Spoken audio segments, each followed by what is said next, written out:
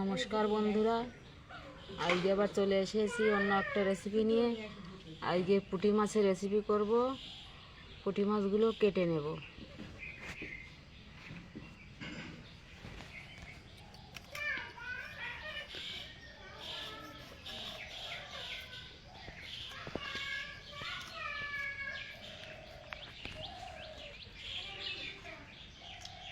আমার একটা পুঁটি মাছ কাটা হয়ে গেছে। এভাবে সবগুলো মাছ আমি কেটে নেব। মাছগুলো কেটে নিয়েছি, এবার ধুয়ে নেব। পুঁটি মাছগুলো কেটে ধুয়ে নিয়েছি। আজ রান্না করব পালং শাক দিয়ে পুঁটি মাছ দিয়ে। পালং শাকগুলো আমি এইভাবে বড় বড় করে কেটে পরিষ্কার করে ধুয়ে নিয়েছি। ভালো করে ধুতে হবে, না হলে এর মধ্যে বালি থাকে। আর কাঁচা লঙ্কা চিড়ে নিয়েছি। এবার আমি মাছটা ভেজে নেব। কড়াইতে দিয়ে দেব তেল মাছটা ভাজার জন্য। এবার মাছে লবণ দিয়ে দেব, হলুদ দিয়ে দেব। মাছটা হলুদ লবণ মেখে নেব। তেলটা মাছগুলো ভেজে নেব। মাছটা দিয়ে দেব।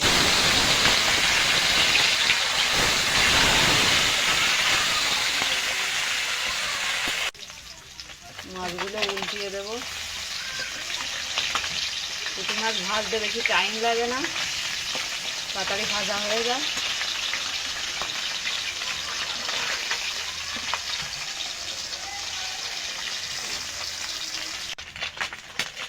মাছগুলো ভাজা হয়ে গেছে, এবার তুলে নেব মাছগুলো।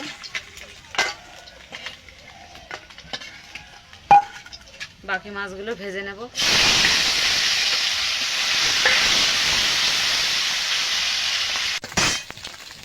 বাকি মাছগুলো ভাজা হয়ে গেছে, তুলে নেব মাছগুলো।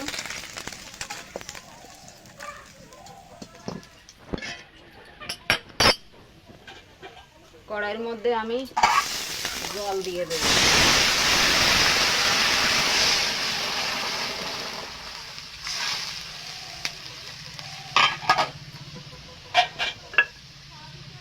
দিয়ে দেব লবণ, স্বাদ মতো লবণ দিয়ে দেব। দিয়ে দেব হলুদ গুঁড়ো আর চিরা লঙ্কা, কাঁচা লঙ্কা চিড়ে রেখেছিলাম সেটা দিয়ে দেবো। এটা একটু জাল দিয়ে নেব।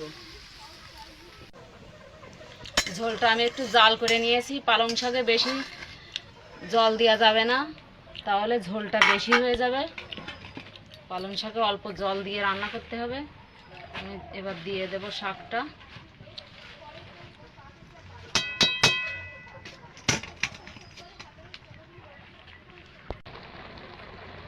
আমি এবার একটু নাড়িয়ে দেব।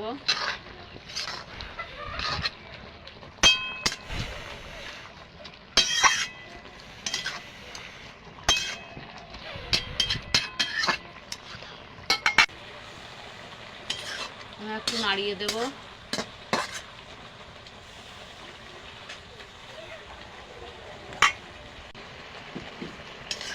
পালং শাকটা গলে এসেছে। এবার মাছগুলো, ভেজে রাখা মাছগুলো আমি দিয়ে দেব, মিশিয়ে দেব।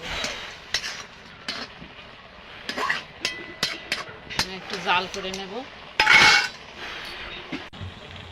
মাছটা দেওয়ার পর আমি অল্প একটু জাল করে নিয়েছি। এবারে এটা নামিয়ে দেব।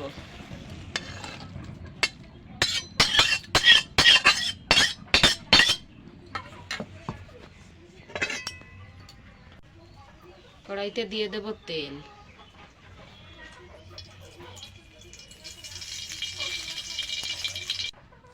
তেলটা গরম হয়ে গেছে। আমি এই রাঁধুনিগুলো নিয়েছি, এটা ফোড়ন দিয়ে দেবো, রাঁধুনি ফোড়ন।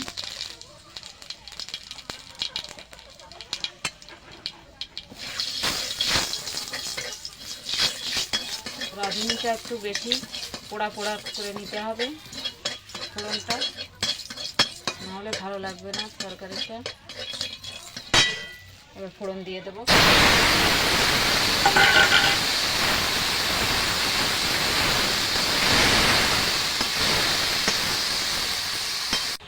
পালং শাকের তরকারি পুঁটি মাছ দিয়ে হয়ে গেছে। এবার এটা নামিয়ে দেব।